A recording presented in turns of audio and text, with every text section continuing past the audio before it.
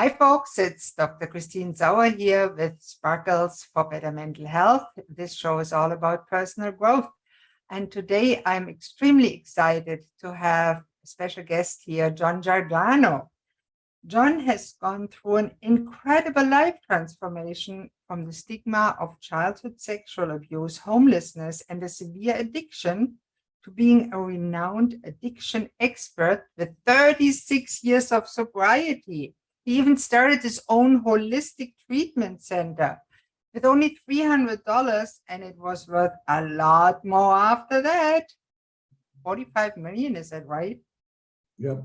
You published 3 books. You're a consultant for South Beach Detox and a chaplain for the North Miami Police Department. Wow. Welcome to the show, John. Thank you.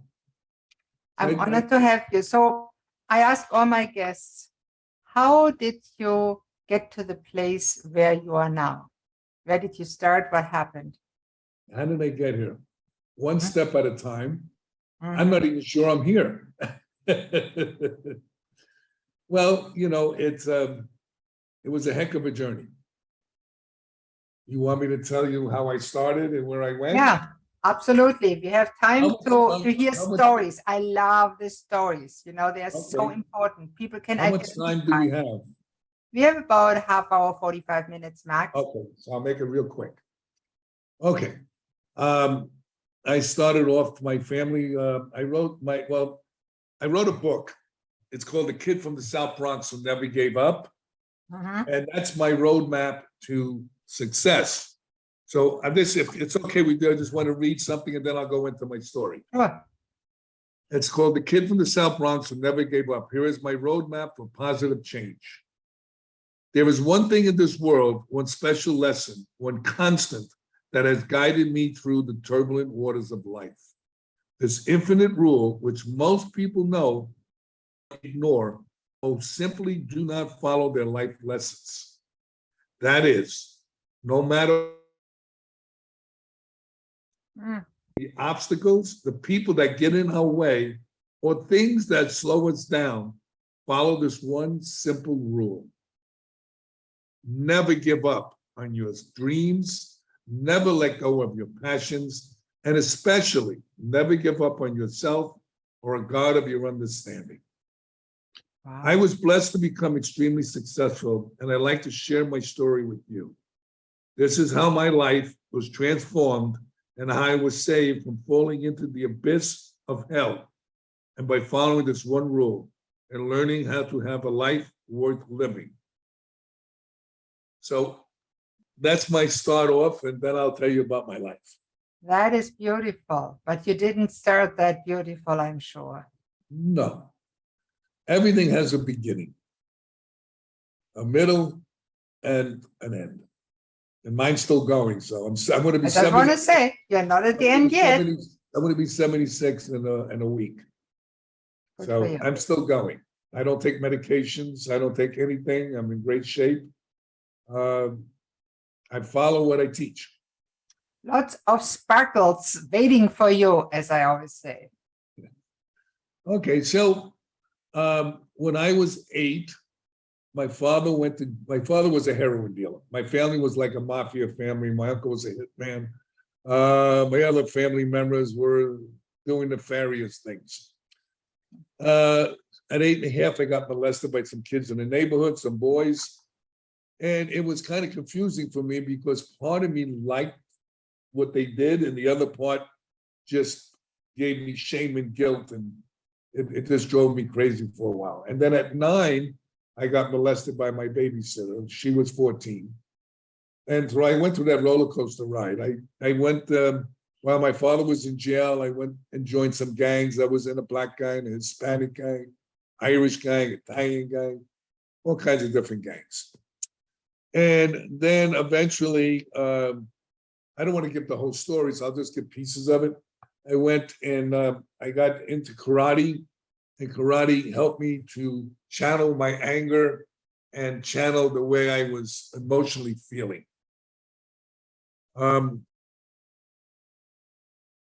Also at 12, matter of fact, at 12, let me digress, at 12 years old, I had like an eating disorder. because kids used to call me Fat John, and I wasn't really overweight. I was just a chubby little kid. As kids grow, they get heavy and then thin. But anyway, I looked at that and I stopped eating, and I became anemic. And my mother got crazy when she went to the doctor with me. And they said, "What do you mean? I feed him. What do you mean he's anemic?" And then I went through that, and that passed. Then at 14 and a half, I joined karate class, and my life changed. I got out of the gangs. I started competing. I became a national karate champion, and also judo champion. And I also studied jujitsu. So then I found a girl, I got married.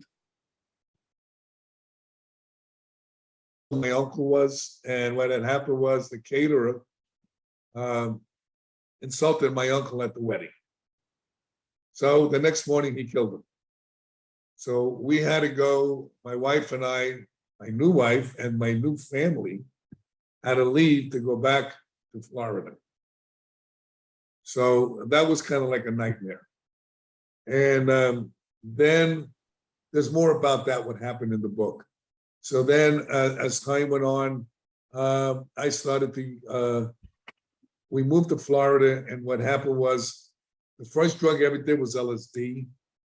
And I did that because my students, when I was teaching karate in Florida, they used to come to my class stone. And what I used to say to them, "What are you doing?"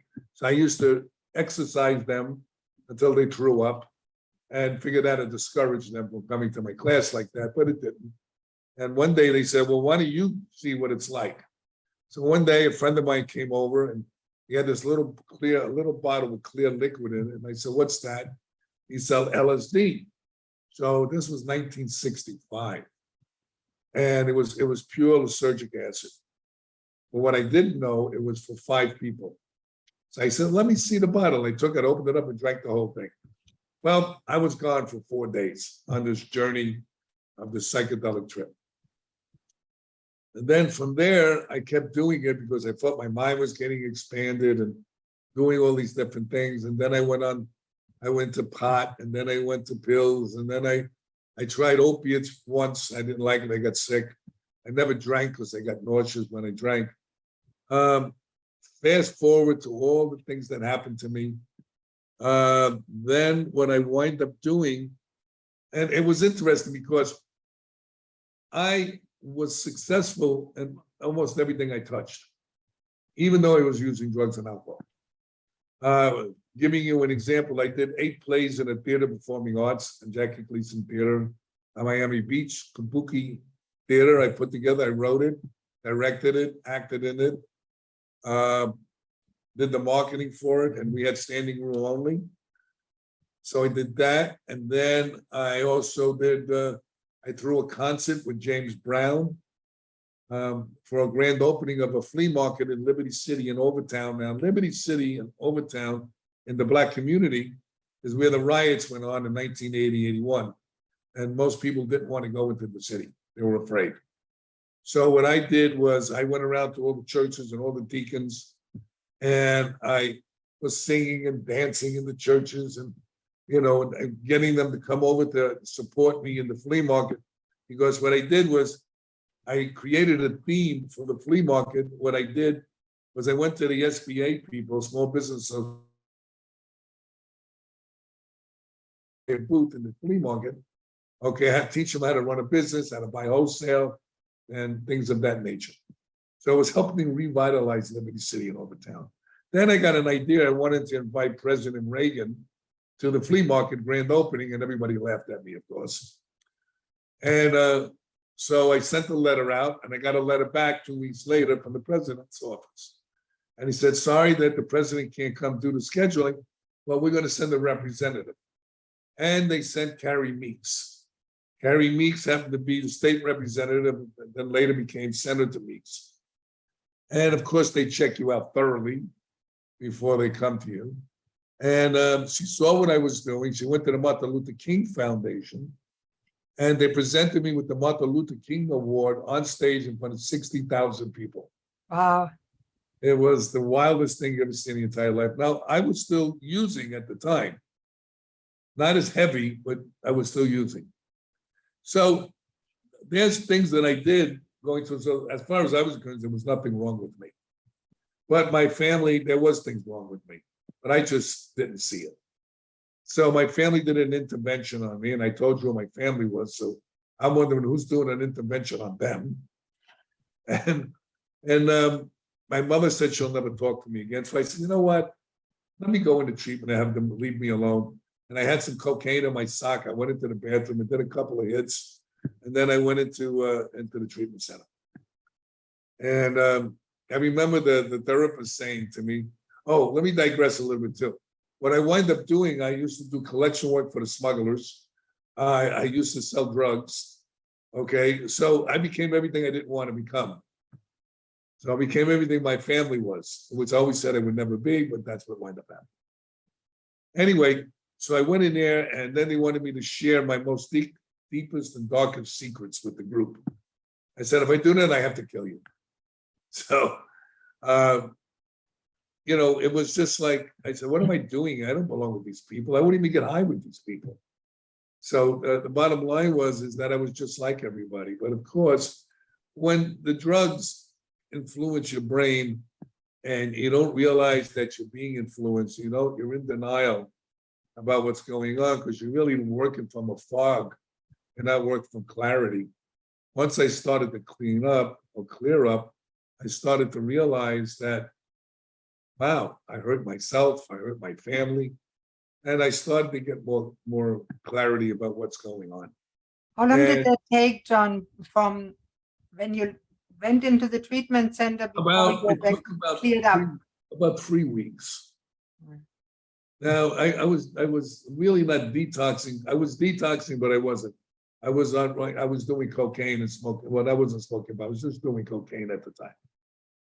So anyway, treatment is called a detox. They're not detoxing anybody, they're stabilizing them. To detox somebody is to detoxify them.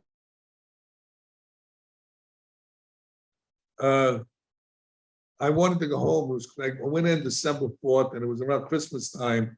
I wanted to go home for Christmas Eve. I said I want to see the kids. I don't want them to come here to see me in treatment. I was lying. I wanted to come home, so my friends would come give me Christmas cards with Coke in it, and I would get high. But they turned me down, and I got very crazy. And I don't know about anybody else, but I never just got angry. I got rageful. And it didn't just go away in 10 minutes or an hour. Sometimes it lasted for a whole day. And anyway, went running into my room, cursing, punching the door. And I remember my therapist said, "Hey, John, you ever pray on your knees?" And I remember telling him, "Well, what are you, a joke? I went to Catholic school. I got calluses on my knees." So he says, no, for humility. I said, humility? You mean God doesn't hear me? How about if I'm in a closet? Would he hear me then? So he said, no, John, just think about that. And it stuck in my mind. And that's what therapy does sometimes. People just click in and they don't even realize that they're clicking into it. And anyway, I went to get down on my knee, and this may sound a little crazy to the audience. I couldn't get down on my knee. It wouldn't go down. So what I did was I remember it so clearly. I had to push my knee down. I pushed my second knee down. And for the first time, I prayed to whatever was out there to just get rid of this pain I had inside of me, this emptiness, this loneliness, this shame, this guilt. And my anger went away like it never was there. Now, I don't know about anybody else, but it never happened to me. So as sick as I really was, I tried to get it back. It wouldn't come back. So that was like one of my spiritual awakenings in treatment. Eventually, I got out of treatment. There's more that happened, but you're going to look at the book.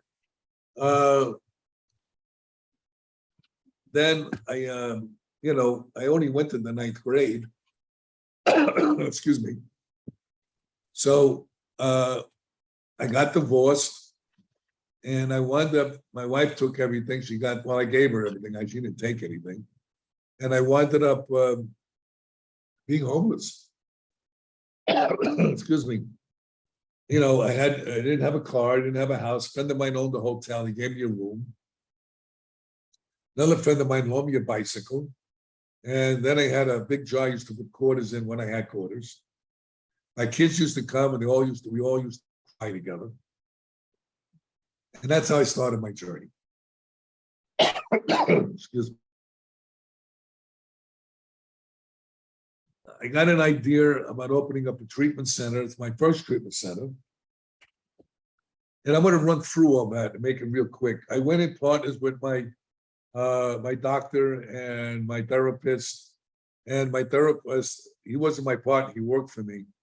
I raised $250,000. And the way I did that is the guy that owned the hotel was my friend. And I told him I had this doctor that was famous, and I did, but I didn't because I never spoke to him. It was my doctor, but I never told him about a treatment center. So I lied. And he says, well, if you got that doctor, how much money do you need? Now, what do I know about how much money I need? The only thing I know about treatment centers, I was in one. So I says, $250,000. He says, well, you got it if you can get him. Okay. So I got him. I walked into his office and I said, Jules, I got $250,000. Would you like to open up a treatment center? And he said, no, John, he says, I was just thinking about that. He was always a comedian. So we went partners. I didn't know it was unethical. I hired all the people from Mount Sinai that treated me. I gave them almost double their salaries. And we opened up the treatment center and we were very successful. But my therapist that I hired, I gave him twice what he was making. Didn't like the fact that he was working for his client. So anyway, long story short, he took the treatment center out from under me. And they said that my friend was stealing money, but he never had contact with the money or the checkbook. So it was a joke. So my friend said, they're stealing. So I said, no, they're in recovery. I got sober and I got stupid. I'm a street kid. I don't, but anyway. I walked in the doctor's office. He's like, you stealing? And he put his head down. He said, yes. He had a sex addiction. Now, they were only 3 years clean. So, early in recovery, our behaviors don't leave us so quickly. And most often, most people have more than one addiction. So he was buying apartments for girls and buying hookers, and we couldn't make payroll. So that's how this all came about. So anyway, now I'm stuck because I can't leave because I just got my GED. I want to be a therapist. I got 300 hours of addiction training at the college. And now I needed 6,000 hours for supervised on-the-job training in order to apply for my certification. So I stuck it out for about 4 years, 6 years, I don't even remember. And I got my certification. And to make it short, instead of going to all the details, I left there. I went and my friend says, listen, I have another, they never paid me the percentage they were supposed to pay me because they gave me an outpatient program that had 3 clients. And they were supposed to pay me a percentage of what I was making. They never did. I only got a salary. So eventually I got a contract when I was leaving because I threatened to beat them up. And I was in recovery. I didn't want to do that, but I went into his office and said, I'm going to rearrange your face. Okay, if you don't give me my contract, because then I didn't care because I had my certification. I learned everything there was about a treatment center, how to run it. And he knew who my uncle was. All right. So he got scared and they gave me a contract. And then I quit 3 months later. They gave me $80,000 and they made millions. So I had another addiction called a spending addiction. And that money went real quick. Then my friend said to me, hey, John, I have a guy that wants to open up a treatment center. He says, how much money do you need? He said, I said $250,000. I don't know. I kept saying a quarter. I don't know why, but I did. So he said to me, okay, make a business plan. I said, I don't know how to make a business plan. So he says, I'll do it for you. So he made a business plan. I went up to meet the guy in West Palm Beach and I forgot the business plan. So now I'm 2 minutes away from the guy. I can't go home. I got to go forward. So I went forward and I explained to the guy, sorry, man, I forgot the business plan. He said, I don't care. Here's a napkin. Tell me where you need the money and what's going on. So I did. So he gave me the money and we opened up a treatment center. It was very successful, but the problem was I made the same mistake the second time. I never had a lawyer. I never read what I was signing. Excuse me. So what happened was, one day I walked in, he said, I'm firing you. I said, excuse me, I'm your partner, you can't fire me. Contract. He didn't like and Just a second, some 700. phrasing here. He didn't like the fact that I spent $700 on phone, $70,000 business. So I said, you can't fire me. And he said, well, you're fired. So what I did was I told him I was going to throw him through a window. And then my recovery kicked in. And the guy that was the clinical director was my sponsor. And I took him away from his job, who was making $29,000 a year, gave him $50,000 a year. He just bought a house. He said, John, I can't leave. So I said, but you don't know how to run this business. He says, well, yeah, but no, but I can't leave. So I didn't know. Later on, I found out he was a corporate raider. You know, he would get somebody that knew what they were doing, build a business up, and then take it out from under them. So I'm sitting in the parking lot with my little box with all my stuff, starting to cry. I can't believe that this happened again to me. Then I wound up being the clinical director for indigent facility, 55-bed, HIV clients, dual diagnosed clients. That means people that have addiction and mental health issues. And it was an old therapeutic community. There's a kind that puts you in the middle of the room, they break you down, and then they build you back up. I said, this doesn't make sense. I don't know about anybody else. I didn't need help breaking myself down. I did a good enough job on my own. And then they would feed him chocolate cakes and ice cream and all this stuff at lunchtime. And then the people would act out an hour, half hour later. Then we would put them on a bench, put a sign around their neck. I said, this is ridiculous. So I quit. Then a lady I was going out with at the time said, why don't you open up your own treatment center? I said, no. I had enough for treatment centers. I only had $300 in the bank. So I said, okay. So I went over to my friend who owned this little building next to his office, 750 square foot building. I said, how much, Bill? How much would it be for the rent? He says, how much do you have? I said, well, I only have $300. He said, tell you what, get it going for a couple of months, 2 or 3 months, and then pay me $300 a month. So that's what I did. And it was only me working there. Then my friend who worked with me at the Better Way, which was the indigent program, quit there and came with me. I told him I'd give you 50% of the business. Well, I didn't have much business. He said, well, let me see the books. I said, what books? I don't have any books. He said, well, how do you know who pays you? Well, they give me money, I put it in my pocket. Don't worry, they'll pay. He laughed. He said, that's crazy. So he took over the business part. And then his son got involved, who was an internet genius. And what wound up happening, eventually, we started about 18 years later, and we had creditors chasing us. We couldn't make payroll sometimes. It was crazy.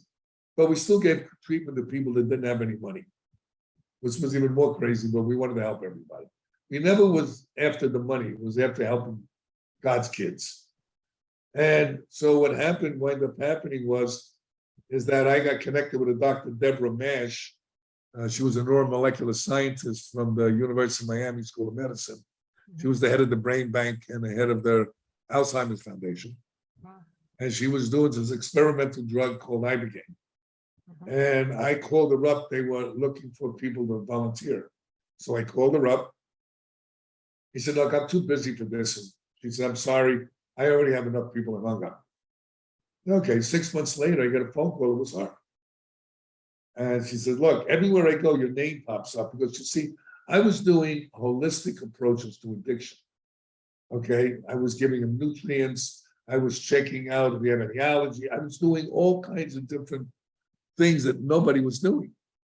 It probably was working better than the usual approach, was it? Right. And, and I was getting a hell of a reputation. So we got together, and then I was getting a lot of clients from her, and then we used to send them to St. Kitts. And because it was a Schedule I drug, you can't do it here in the States. Ibogaine is a bush from West Africa that was done by the Weedy tribe. They utilized it for a rite of passage, and it was a partial psychedelic. But it detoxes people in 24 hours from opiates, from methadone, from alcohol. It's like wild. And not only that, they come out and they don't have any cravings. Wow. So I work with Dr. Metz. I still work with her. So it's over 20-something years now. And that's how it helped me to build the treatment center, along with my partners, Jerry and Gerald, who were instrumental, because it's always a team. It's never one person that builds anything. And so we had this team together, had the greatest staff in the world. Well, we wind up having 7 buildings and 147 employees. And we sold it in 2012 for $45 million. Wow, congratulations. Now, if you ever would have told me that, I probably would have punched you in the face thinking that you're making fun of me. But this is what happened. So I still do God's work. I still write books. I lecture all over the world. I'm currently part of a team of researchers, scientists, clinicians from around 15 universities. Mhm. I'm currently in now 79 medical and scientific peer-reviewed journals. I lecture all over the world. I've lectured to over 100 countries already. I lecture internationally. I've been in Budapest. I've been in Taipei and Chicago, Baltimore, and then COVID hit. Now we do it online. And that's where I am today. Wow, John, let me ask you a question. You had an amazing success. You're obviously an extremely smart person that got derailed by the way you were born and the way life went. What do you think was the main reason in the end you turned out so successful? Well, the main reason was I just kept doing the work, and I felt that I was helping God's kids. Because you see, I was very selfish and self-centered. Most addicts are. And to me, it was more about giving back than taking. And by putting one foot in front of the other and never, ever saying that I can't improve on what I'm doing. So I was always, we did at my treatment center, and we had a reputation that was unbelievable. We were packed. It was crazy. How incredible it was. Nobody, even to this day, did the kind of treatment we did. Some of the things we did was neurofeedback, biofeedback, acupuncture.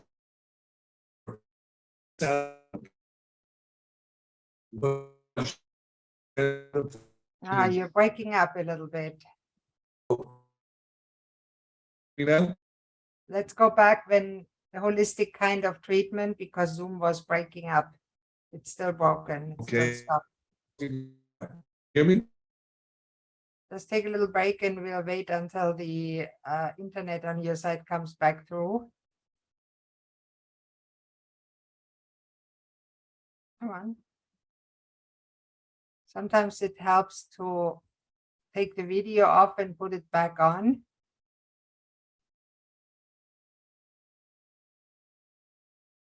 Let's try that. Okay.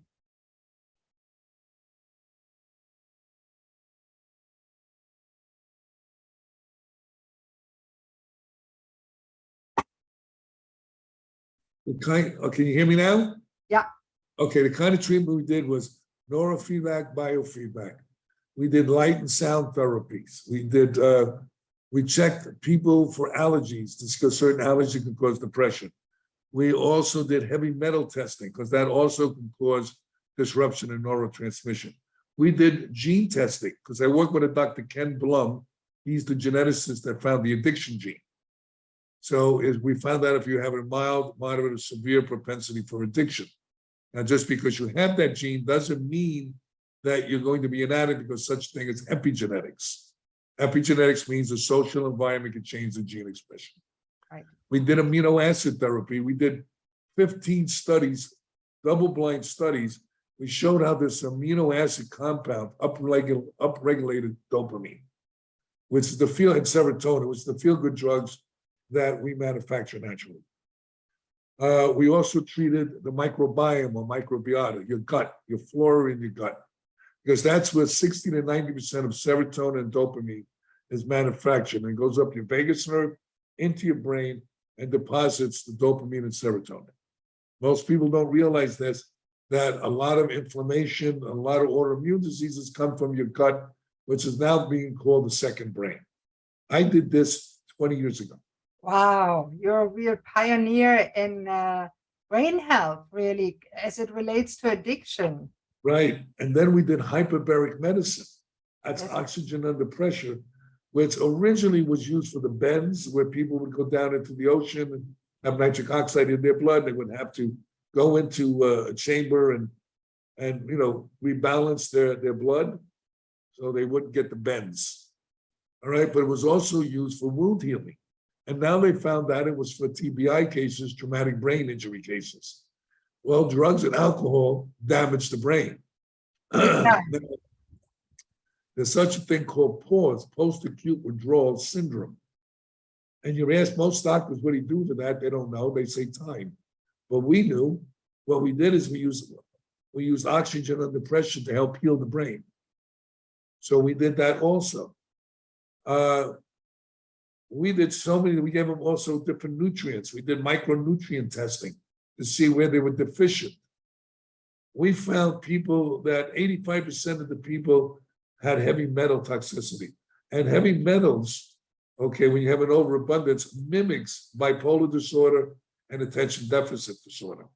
So instead of throwing medication at them, we wanted to see what the core issue was and what's driving it. Then we checked for hypoglycemia, because a lot of alcoholics have sugar problems, because alcohol, as you know, is fermentation and from sugar. Then, well, we did so much stuff. I mean, it's Awesome. We checked for all kinds of different things, Now, let me ask you, you did all those things, and I'm affiliated with Dr. Daniel Amen. You certainly heard of him. I know Dr. Amen, yes. Yeah. And did you ever work with him too? No, well, I worked with Dr. Harch. Now, Dr. Harch worked with Dr. Amen. Okay. And Dr. Harch and Dr. Williamson, they're my friends also, and who I work with, are the ones that went to the Senate and got them to approve wound healing for diabetics in the VA. Yeah. They're pioneers. I am so blessed. I work with the pioneers in addiction and mental health. Yeah. I mean, the people that I met, Dr. Mark Gold, who wrote the book 1-800-Cocaine. Yeah. He was the head psychiatrist for Shantz up in Gainesville. He was on the president's board in Washington for addiction. I work with Dr. Blum, the geneticist. I work with Dr. Mash. I work with all these different scientists and researchers. I'm friends with them, and I'm also, believe it or not, this is so funny, I'm on an editorial board for a journal. I mean, I only went to really the 9th grade. I got a GED, but I got a bunch of certifications. John, the amount of education you finished is never proportional to your IQ. And I think my dear husband that I'm married to now hasn't finished grade 9. He can't read or write. He's the smartest man I know. Sometimes the school systems, the circumstances just fail the people. I was fortunate it didn't fail me, but many people got failed, and that doesn't make them worse or in any way inferior, and I totally believe that. Now, what I noticed when you were talking about your story, I think you don't credit yourself enough for your social intelligence. You seem to be very good at making connections with people and actually getting them to buy into your ideas and helping you help others. Well, you know why? I speak from my heart, not from my head. Right. I don't have a hidden agenda. See, most people are afraid. Well, that's from my karate also. I'm a grandmaster in the martial arts. I'm in the Black Belt Hall of Fame. I just got put in another Hall of Fame, an international Hall of Fame. Wow. I'm a 5-time or 10-time national karate champion. All this kind of stuff. God blessed me with a lot of gifts. And finally, I'm applying those gifts to helping people. And, when I write in the book and I show people, no matter what kind of family you come from, no matter what your education. See, when I went to school, I was going to get licensure. So I went to college to get a mental health license. I opened up the book. I looked when the book was printed. It was 7 years old. It's already outdated. I said, by the time I leave college, it's going to be antiquated. Why am I doing this? Plus, I'll have debt. So I says, I'm going to do, I have a master's in moral linguistic program. I'm a hypnotherapist. I'm a criminal justice specialist. I'm a mitigation specialist. I'm also an expert witness for the feds and for the state. I mean, I went a different route. And then with all the medical journals, now they gave me an honorary doctorate degree from Sinai University for my work in the communities. I went a different route. Yeah. I'm not against college, but when I look at college, it's more of a business today than actually a learning place. Unless you have a direction like a lawyer, a doctor, or whatever. To me, you're wasting your time because for the simple reason, 95% of what you learn in college you don't even use. I totally agree. I actually tell young people, think twice before you enroll in college and throw your money out of the window unless you really want to have a specialized degree where you need it. Because otherwise you can learn much more on the net with books, with talking to people like yourself that are in the forefront of science. Now, let me ask you, you were enormously successful financially and in business, and you are highly educated and hats off for that. How did your personal life pan out? My personal life was a nightmare before I was in treatment. I'm married 4 times. Mm. My father told me, keep doing it till you get it right, but that's an attitude, okay. Okay. So what happened was I got married while I was in recovery, but I was still new in recovery, and my choices weren't the greatest, and I still had some old behaviors. But what happened was the woman that I was married to was also in recovery, but she pushed me to go get a degree in this and go get a certification in that. But meanwhile, she had severe OCD, and we just didn't get along. And the bottom line is that the woman I'm with today, the most incredible human being I've ever met. We're together we're 27 years together. When I first met her, she was in my treatment center. I didn't even know. My first treatment center, the hospital program I was part of. And she always had a crush on me, but I don't know. I never paid attention to the clients that way. And as time went on, we kept running into each other, and she was in school being an intern, and I was running a group, and she came into my group as an intern, and she was chewing gum. I said, excuse me, ma'am, stop chewing the gum, spit that out, and sit down. So that's how we first met. So my son happened to cause a lot of problems in school and was with me for the day. So when I got out of group, he says, hey, Dad, that girl really likes you. I says, oh, okay. So I handed her my card. I said, listen, if you ever want to be an intern in my program, I had another program, give me a call. So 2 weeks later, she gave me a call. And I says, she says, you remember me? And I says, oh, yeah. I says, you want to be an intern? She says, no, I want to go out with you. So he says, oh, okay. So that was how we started off. 3 months later, I had this treatment center with the $300 thing, and we were struggling really bad. And we needed to grow, and I couldn't grow because I didn't have any money. So I saw her, she had a car, a brand new car, and the kids were wrecking the car. So I told her, I said, look, sell the car, give me the money, and I'll buy your car 10 times better one day. So that's what she did. Wow. She sold the car, gave me $20,000, and I don't know, about 7 years later, I bought her a Bentley. Wow. So that's that story. What a story. John, let me ask you, do you believe in fate and destiny? I believe we make our own destiny. And I believe if you're doing God's work, whatever happens is supposed to happen. Hmm. One of the podcasters asked me once, what would you change in your life if you had to change something? I said, absolutely nothing. Because everything that happened to me brought me to where I am today. Yeah, that's awesome. Is there anything that you would tell your young John? Say you would talk to yourself when you're 20? Say that again? If you could talk to your young self, say at 20, what would you tell John then? Same thing I tell my son that doesn't listen.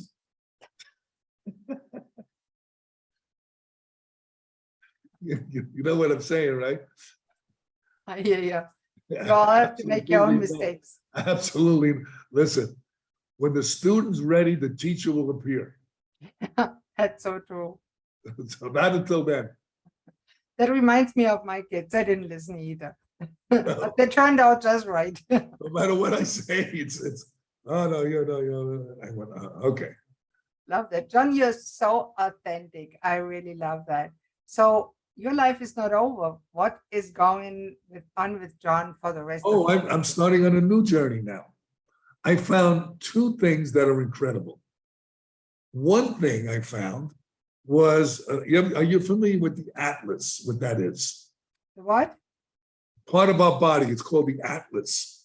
Oh, here. Yeah, sure. Okay, the atlas is the part that holds up your head. It's a floating bone. That's the Yeah. top of your vertebrae.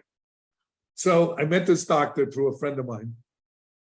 And the guy said he was a chiropractor. You can give it a pain. I said, look, chiropractors are good. Some are not. He said, no, he doesn't even touch her. I said, oh, he's a magician. I got cute with him. He said, no, John, you got to go. I said, okay. I was always open-minded. So I went there and I have stenosis in my back. So that's where the narrow of the spine, where the nerves go through. Okay. I had a lot of pain in my back from judo, from karate, and in my neck. So I went there, he did some tests, he took an x-ray. I came back, gave him the CD, he made some calculations, put it in his computer, and he has this machine.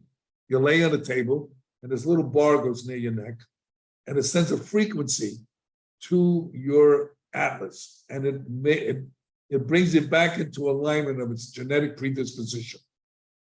Now, I had one leg shorter than the other, so he tells my wife, come around the end of the table, now look at his feet, they were even.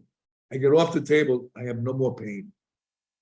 It was the most incredible thing I've ever experienced. Uh-huh. So now I'm looking at it, well, I've been helping him. But what he didn't look at, he's only looking at it to help chiropractors and chiropractor schools. I said, you're missing the boat. He said, what do you mean? I said, let me explain to you about addiction. People, whether they're addicts or not, get stuck on Oxycontin, oxycodone, because they have injuries, all right? They want to get off of these pills. They go to detox, we get it off, we get them off. They come back out, they still have the pain. We tell them to do yoga and stretching, which helps, okay? But they still have the pain. And eventually they wind up going back on the opiates. So this takes care of the pain, like I've been watching it do. You don't need the Relapse oxycontin rates are going to anymore. be incredible. So now I'm doing a paper on it. We have our team is doing, Dr. Blum and the team are going to do a peer-reviewed journal on this. Awesome. And I want to present it to NIDA, NIH, National Institute of Health, and show them the benefit of this. And here's the backup stuff. Now, I sent 15 people there, and 15 people come back and say, what is this? Their pain's gone. Wow. So now I found another thing. Are you familiar with ketamine?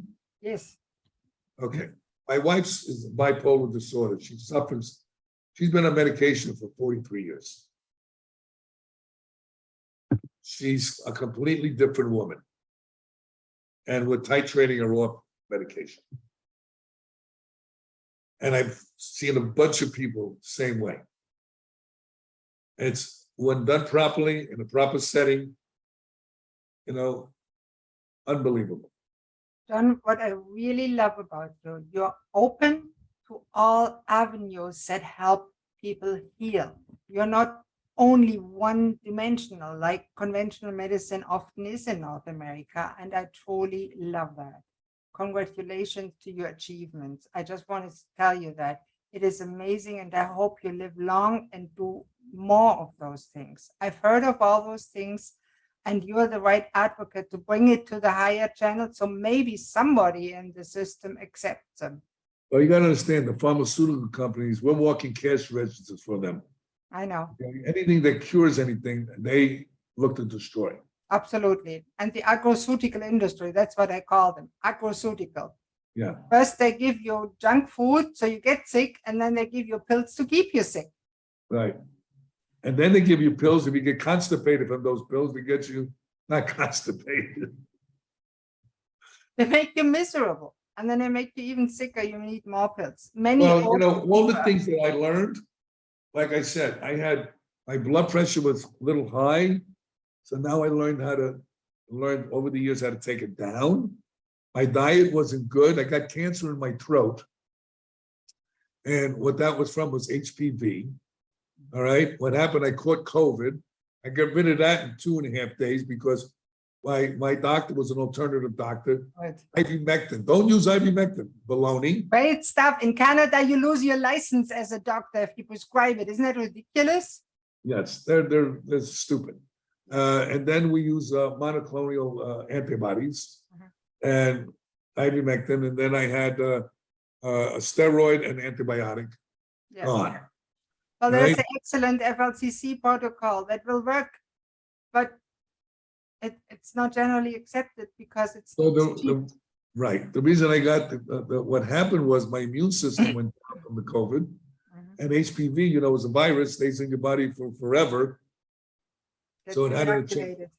So I changed my whole diet around. My cholesterol was 212, it went down to 166 with the different nutrients that I take and the different diet that I'm doing. My A1C was 6.1, now it's 5.5. And my blood work is perfect. How is your omega-3/6 ratio? What? You don't know your omega-3/6 ratio? Oh, I have to send you my blog post about it. It's more important than cholesterol. I'll send you that. You want to know about that. Well, what is it? I'm sorry, I didn't understand. Omega-3/6 fatty acids ratio in your blood. Omega-3s, of course, that's what I take. No, you have to, the index is important, the relationship. That's and you right. can measure that in the blood, and it should be more than 8. Right. I'll give you some information. It's very whatever you got. Good science behind it. I love that. Now, John, to wrap this whole thing up, if somebody says, wow, that man is awesome, I want to contact John, I want to buy his book, where can they do it? Where can they find it? They can get the book on Amazon. I got a few books on there. How to Beat Your Addictions and Live a Quality Life. I have one that I'm with a bunch of researchers and scientists about the 12-step book and the neurobiology of the 12 steps. And then I have the kid from the South Bronx who never gave up. They go to my website, John, the initial J, Giordano.com. Awesome. And I'll make sure to share Amazon. under the video. Amazon has the books, so, Yeah. What I'll do is I'll share your website and your name, of course, under the video, as I usually do in the podcast notes. And I'll put it on my website, and I'll put your book right underneath so they can click on it and buy it. All righty. It is so worth doing and reading your whole story. It's inspirational, John. You're an example of how somebody can whip themselves out of nothing and never give up and be an example, a role model for others. Thank you so much. And I'm still going. Absolutely. Go long. Still going. Oh, it's hard to hit I learned something. It's hard to hit a moving target. Ah, So you got to keep moving. And once you hit the 100, you're pretty safe because the statistics say hardly anybody dies that's older than 100. Most people die. I always laugh when people are afraid of statistics and they're dying from COVID. I say, do you go to bed at night? They say, yeah. I said, don't you know? Most people die in bed. How can you go to bed? It's a dangerous place, statistically showing. People die in bed all the time. Well, it's sarcastic, but that's people's fears. Yeah, they try to, statistics can be misinterpreted in any way, and the it's important to know statistics what and somebody's thoughts. And I learned about research. You can twist research different ways if you want to. Mhm. I got paid to do that when I was in medical school. Our boss that I did my ex-husband's dissertation, and he told us what the outcome was supposed to be. And we had 2 small children. We needed the job. The outcome was what he wanted. It wasn't real, but it was what he wanted. Still peer-reviewed study out there. So I say that as an example. There's a lot. That's what the pharmaceutical companies, they pay these doctors money and they twist things around. Yeah. Yeah. So, and it's not ethical, but it's done all the time because they don't want to lose their job. That's right. Okay, that said, thank you so much. You're a very amazing person. Keep on going, and I hope to hear from you again. Thank you so much for having me on, and I hope we helped at least one person. I think we will help more than that. I intend to spread it far and wide as much as I can. And I know people want to hear that story because anybody can do anything if they really want to put one foot in front of the other and do the work. You've done it. Thank you so much, John. Thank you. Take care. And that's the end of Sparkles for Better Mental Health. And make sure to tune in for the next episode. Bye-bye.